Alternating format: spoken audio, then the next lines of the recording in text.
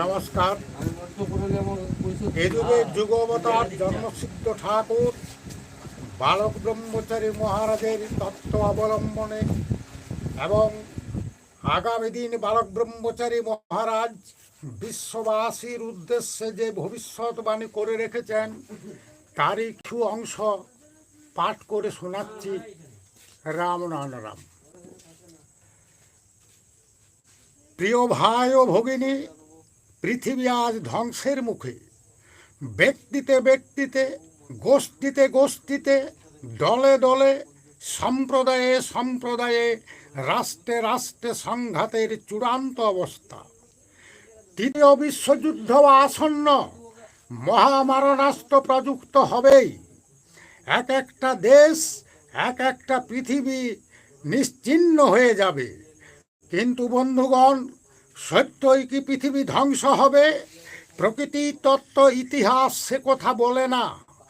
যখনই এমনি ধ্বংসের মুখোমুখি আসে, বিরাট পুরুষ, শক্তিধর পুরুষ আবির্ভূত হন, ভক্ত দল তৈরি করেন, তাদের মাধ্যমে আসুরিক বৃত্তিকে ধ্বংস করে সৎ সুন্দর সমাজ ব্যবস্থা প্রতিষ্ঠা করেন। একদিকে ধর্ম, তাই যখন এমনি সেই বিরাটের আবির্ভাব হয়, তারই মাধ্যমে আসুরিক বৃত্তিকে ধ্বংস করে সাম্যের সমাজ, বেদের সমাজ প্রতিষ্ঠা। আলো অন্ধকার, জোয়ার ভাটা, অমাবস্যা পূর্ণিমা, প্রকৃতির এই দুই বিপরীত ধারা সেই সাক্ষ্যই বহন করছে। তাই আজকের এই বিশ্ব পরিস্থিতি, প্রেম শূন্য বক্ষ, ভাটার শেষ স্থান, তামসিকতায় ছেয়ে গেছে সারা বিশ্ব, অবক্ষয়ের চূড়ান্ত অবস্থা, মায়েদের ওপরে অত্যাচার, ব্যভিচার, এই অবস্থায় প্রমাণ করে এই অবস্থা থাকবে না, এর বিপরীত অবস্থা আসবে, যুগ পরিবর্তন হবেই। একদিকে ধর্ম, একদিকে রাজনীতি, এই দুই সারাশির চাপে নাভিশ্বাস বিশ্বের প্রেম শূন্য বক্ষ এবং সেই টান বুকে বুকে তামসিকতায় ছেয়ে আজ বিশ্ববাসী অবক্ষে চূড়ান্ত পর্যায়ে পৌঁছে গেছে। তাই তিনি বললেন, এই যে অবস্থা, এই অবস্থায় প্রমাণ দেয় এই অবস্থা থাকবে না, থাকতে পারে না, এর বিপরীত অবস্থা আসবেই। তারই জন্য বিরাট শক্তির প্রকাশ ঘটবেই। সত্যযুগের শেষে এরকম একটা চরম পরিস্থিতির মধ্য দিয়ে এসেছিলেন সত্যনারায়ণ, ত্রেতা যুগের শেষে এসেছিলেন রামচন্দ্র, দাপরের শেষে এসেছিলেন শ্রীকৃষ্ণ। আজ কলিযুগের শেষ পাদ তিনি আসবেন, আসতে বাধ্য। তাই বজ্রকণ্ঠে ঘোষণা শুনেছি, খণ্ড জাতি খণ্ড ধর্ম আমি রাখবো না। সারা পৃথিবীতে এক ধর্ম হবে, এক জাতি হবে, এক নীতি হবে, এক সমাজ ব্যবস্থা, রাষ্ট্র ব্যবস্থার প্রবর্তন করে দিয়ে যাব। তারই জন্য সৃষ্টি করেছে আমার ঐতিহাসিক সন্তান দল, সন্তান বাহিনী, বিশ্ব পরিবার। যদি প্রয়োজন হয় পৃথিবীর 10 আনা লোক শেষ করতে হয়, তাও করব, তবু এই দলবাজি, সম্প্রদায়বাজি আমি রাখব না।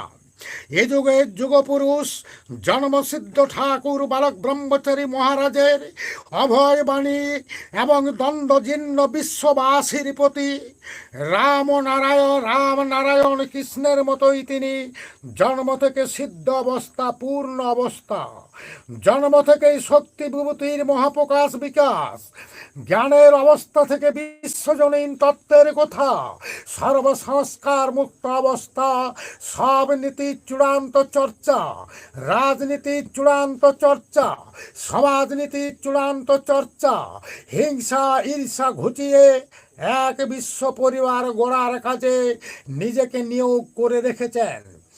নির্বিকল্প সমাধির বাতাবরণ সৃষ্টি করে তিনি আড়ালে চলেছেন এই উদ্দেশ্যেই। কলকাতা কোটারি হাসপাতালে তথাকথিত মৃত্যু বা রতনবাবুর শ্মশান ঘাটে দাহ অতি নাটক মাত্র, আগামী ইতিহাস সে কথা প্রমাণ দেবে। তার এই সৃষ্ট অভিনব ভক্ত দল, সন্তান দল সম্বন্ধে বললেন, এই সন্তান দল তথাকথিত কোনো রাজনীতির দল নয়, এবং ধর্মীয় সম্প্রদায়ও নয়। এ এক অখণ্ড বিশ্ব পরিবার তত্ত্ব। পৃথিবীর গর্ভজাত সকলকে নিয়ে আমার এই সন্তান দল, সন্তান বাহিনী, অখণ্ড বিশ্ব পরিবার। আমাদের সবার যেমন সূর্য এক, জল এক, মাটি এক, পৃথিবী এক, তেমনি আমাদের ধর্ম এক, জাতি এক, নীতি এক। একটাই ধর্ম, জীব ধর্ম। একটাই জাতি, জীব জাতি। একটাই নীতি, জীব নীতি। 60-65-80 খেলা। কেউ টিকছি না এই সংসারে। তাহলে কিসের জন্য মারামারি? কিসের জন্য কাটাকাটি? আমার দল, আমার সম্প্রদায়, আমার গোষ্ঠী, আমার জাত, আমার ছেলে, আমার মেয়ে বলা।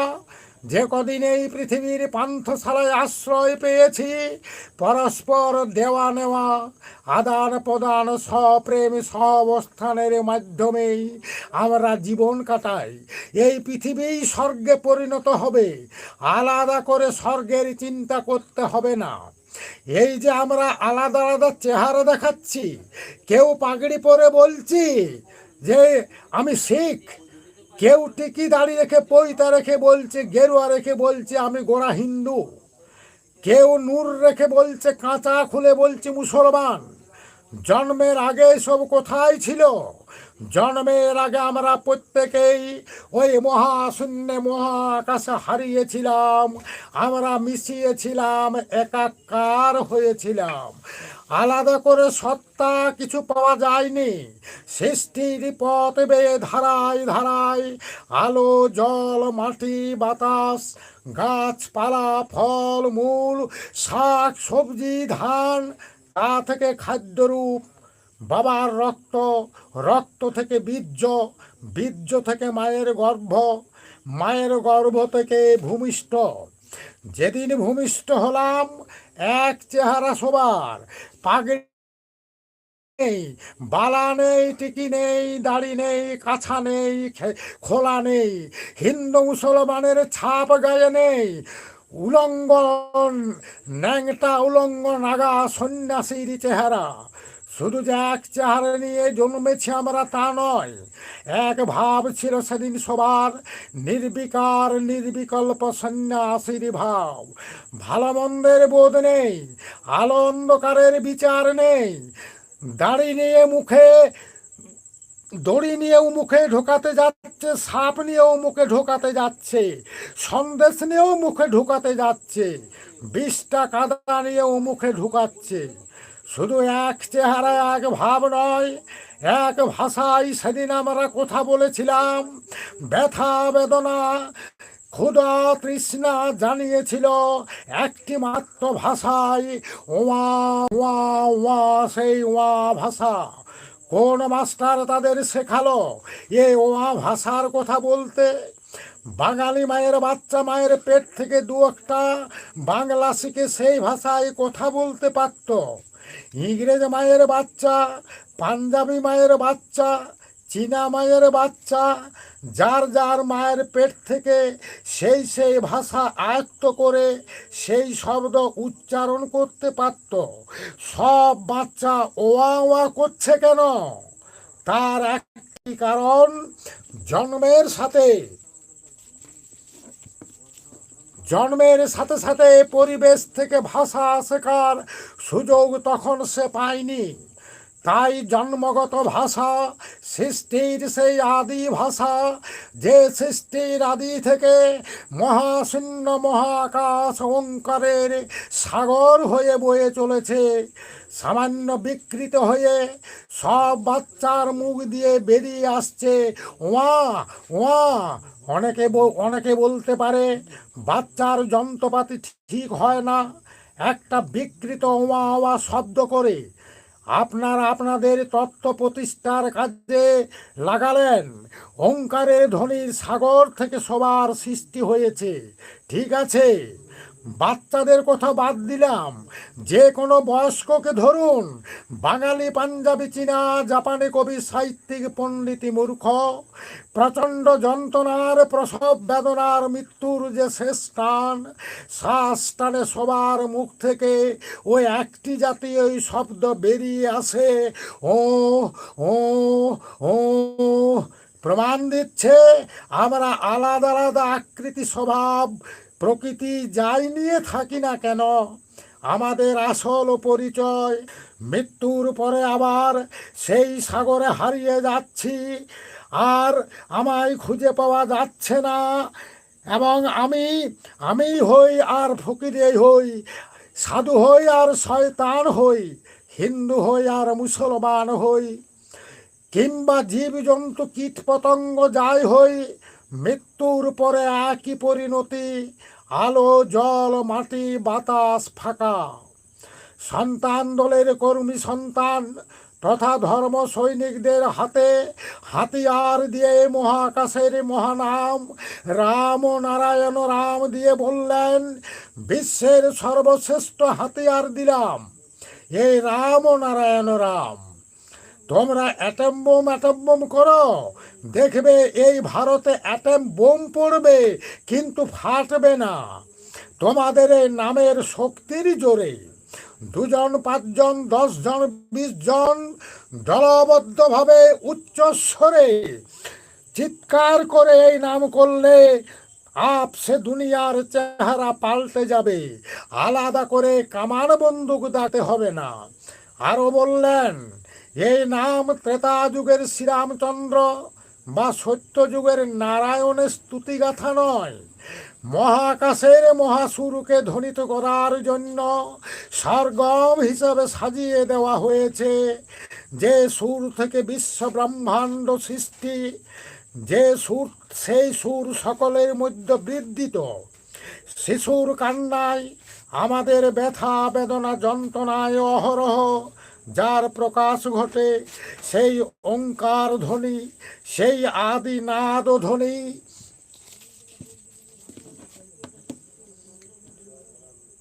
আদি বীজ এই নাম কীর্তনের মধ্যে দিয়ে যখন উচ্চারিত হচ্ছে, রাম ও নারায়ণ রাম, উচ্চস্বরে কীর্তনের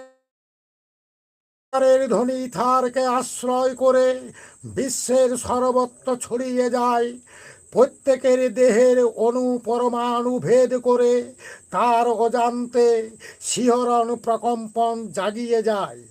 ফলে তার ভিতরে সুপ্ত ওঙ্কারের সত্তা, কুলকুণ্ডলিনী সত্তা, সত্য সুন্দরের বিকাশ ঘটে, দেবত্ব জাগে।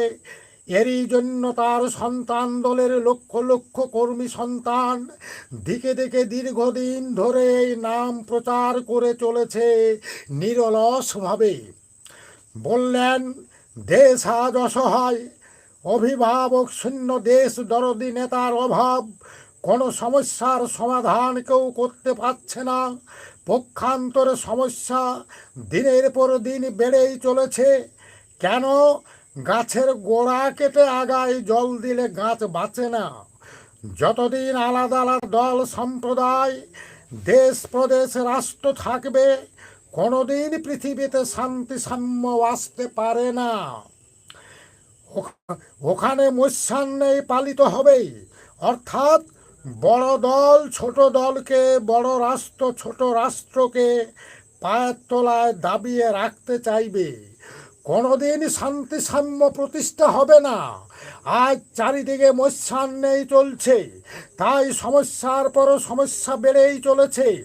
দেশের হাল ধরার মানুষ আজ খুঁজে পাওয়া যাচ্ছে না, কিন্তু এমন একজন নেতা নির্ধারিত নির্দিষ্ট হয়ে রয়ে আছে, সে যেদিন আসবে, সে যেদিন হাল ধরবে, শুধু বাংলা ভারত নয়, সারা পৃথিবীর চেহারা পাল্টে যাবে। সেই নেতা নেতাজি সুভাষচন্দ্র বসু। তার আত্মপ্রকাশের সঙ্গে সঙ্গে 2 বাংলা এক হবে, অখণ্ড ভারত, এশিয়ান ব্লক, এক বিশ্ব রাষ্ট্র, বিশ্ব পরিবার। অতি দ্রুত ঘটনার পর ঘটনা ঘটবে, সারা বিশ্ব স্তম্ভিত হবে। মনে হবে অবাস্তব গাঁজা গল্প কথা শোনাচ্ছি, কিন্তু এটাই বাস্তব, অতি বাস্তব। নেতাজিকে নিয়ে আজ যে বিতর্ক বিশ্ববিদিত, কেউ বলছেন প্লেন ক্র্যাশে মারা গেছে, কেউ বলছেন দ্বিতীয় বিশ্বযুদ্ধ শেষে জাপান থেকে পালিয়ে রাশিয়ায় গেলে সেখানে তাকে মেরে ফেলা হয়েছে। কেউ আবার বলছেন তিনি রাশিয়া থেকে পালিয়ে এসে ভারতের ফৌজদাবাদে গুমনামি বাবা ছদ্মনামে অবস্থান করেছিলেন, সেখানে 1986 সালে দেহ রক্ষা করেছেন। আবার কারু কারু যুক্তি 109-10 বছর হয়ে গেল, এতদিন তিনি কি বেঁচে আছেন? বলা বাহুল্য। তৃতীয় নেতাজি তদন্ত কমিশন শেষ পর্যন্ত এই জাতীয় জবনিকা টেনেছেন। অবশ্য বাস্তবের মাটিতে দাঁড়িয়ে অন্তর্দৃষ্টিহীন বিচারে এর থেকে এর বেশি দূরে অগ্রসর হওয়া সম্ভব নয়। কিন্তু দিব্যদৃষ্টি সম্পন্ন মহান এই যুগের যুগত্রাতা বালব্রহ্মচারী মহারাজ প্লেন কেসের ঘটনার সময় থেকে চিৎকার করে বলে আসছেন, প্লেন কেসে নেতাজির মৃত্যু হয়নি, নেতাজি মারা যায়নি, তার একটা বিরাট পরিকল্পনাও আছে। সেটাকে সার্থক করার জন্য প্লেন কেসের গল্প বানিয়ে পালিয়ে গেছে। নেতাজি জীবিত, নেতাজি ফিরে আসবে নেতার বেশে। নেতাজি একা নেই, তার সঙ্গে আরো 4 জন নায়ের দলের লোক আছে, যাদের পৃথিবীর মানুষ জানে বেঁচে নেই। তাদের মধ্যে একজন হিটলার। নেতাজি কোথায় আছে, কিভাবে আছে, কি করছে, শুধু ভারত সরকার নয়, পৃথিবীর বড় বড় রাষ্ট্র জানে, কিন্তু আজ কারো কিছু করার ক্ষমতা নেই। সে আজ শক্তি সাধনায় সিদ্ধি লাভ করেছেন। তার প্রতি কি বিশ্বাসঘাতকতা করা হয়েছে, এবং এতদিন যে আজও করা হচ্ছে, দেশবাসী যেদিন জানবে তাদের মাথায় খুন চাপবে। আর যাদের ফটো দেওয়ালে দেওয়ালে টাঙিয়ে শ্রদ্ধার সঙ্গে ফুলমালা ধূপ ধুনা চড়াচ্ছ, সেই সব ফটো দেওয়াল থেকে নামাবে, থুতু দেবে, ডাস্টবিনে ফেলে দেবে। আর এও জেনে রেখো, সে যেদিন ঢুকবে মেকি মাতব্বর দেশপ্রেমিকের দল শেয়াল কুকুরের মতো পালিয়ে যেতে পথ পাবে না। কি হবে সেদিনের সেই বিশ্ব পরিবর্তিত কাঠামো, তারও রূপরেখা দিতে গিয়ে বললেন, বিশ্ববাস একান্নভুক্ত পরিবারের মতো বাস করবে, রাষ্ট্র মা বাবার পুরো দায়িত্ব নেবে, সবার খাওয়া দাওয়া, শিক্ষা, চিকিৎসা, আশ্রয়ের অর্থের বিনিময় ব্যবস্থা তুলে দেওয়া হয়। শ্রম হবে সকলের পক্ষে বাধ্যতাবাধক, প্রত্যেককে তার সামর্থ্য যোগ্যতা অনুযায়ী শ্রম দিতে হবে, সকলের সমান অধিকার।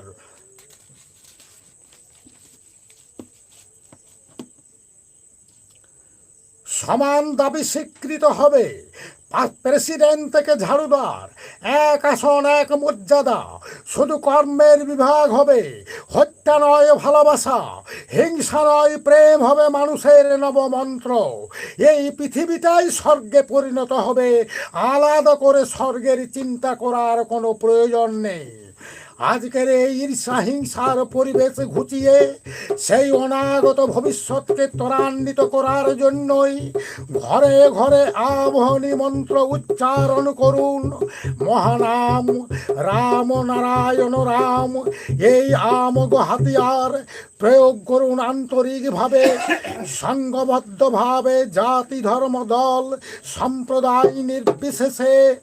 আর সেই সাথে সাথে মঙ্গল ধ্বনি, শঙ্খ ধ্বনি দিন পরম পিতার নির্দেশিত বিশেষ বিশেষ সময়ে, ভোর 5টায়, দুপুর 12টায়, সন্ধ্যা 6টায়, রাত্রি 1টায় শঙ্খ ধ্বনি দিন, এবং রাত্রি 2টার সময়।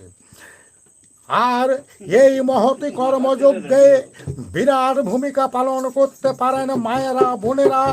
পৌরাণিক যুগে গেছে সেই আজ সেই পুত্রকে সহধর্মিনী স্বামীকে রণসাজে সাজিয়ে যুদ্ধক্ষেত্রে পাঠাচ্ছে, প্রেরণা দিচ্ছে। আজ তারই পুনরাবৃত্তি ঘরে ঘরে মা বোনেরা আগামী মহাকুরুক্ষেত্রের ধর্মযুদ্ধের ধর্ম সৈনিকদের উৎসাহ দিন, প্রেরণায় উদ্বুদ্ধ করুন সত্য ধর্ম প্রতিষ্ঠার জন্য, শান্তির সমাজ গড়ে তোলার জন্য। তারা যেন আকুত ভয়ে আত্ম উৎসর্গ করতে পারে। তাই দেশবাসীর উদ্দেশ্যে বালক ব্রহ্মচারীর সেই ভবিষ্যৎবাণী, সেই সাবধানবাণী। দেশ আজ ধ্বংসের মুখোমুখি। আজকের দিনে যার যার দলটার দিকটা ভুলে গিয়ে এক দলে চিন্তা করে সবারই এগিয়ে আসা উচিত। সংগঠনের গদির লোভটাই যদি প্রধান হয়ে ওঠে তবে সেখানে গঠন কিছু হয় না, সৎটাই সর্বস্ব হয়ে ওঠে।